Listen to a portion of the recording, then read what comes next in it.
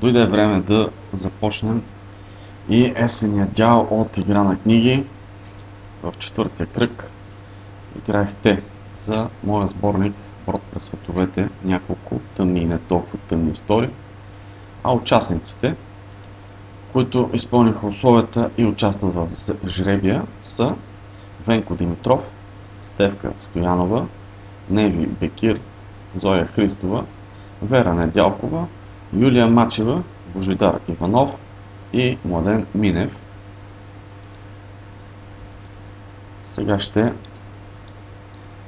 вкарам имената в сайта, за да изтеглим печелившия.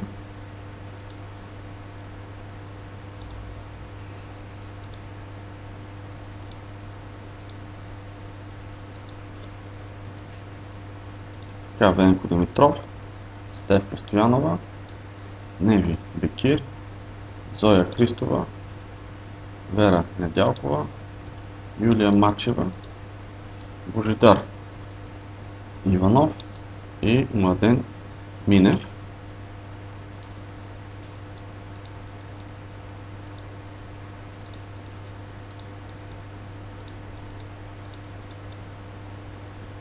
И Брод през световете, сборник издаден 2016 година, ако не се лъжа, от издателство Монт, печели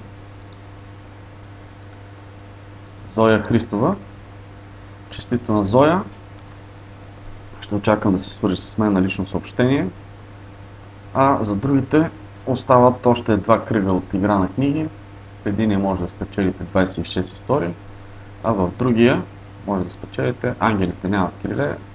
Всички са мои самостоятелни сборници.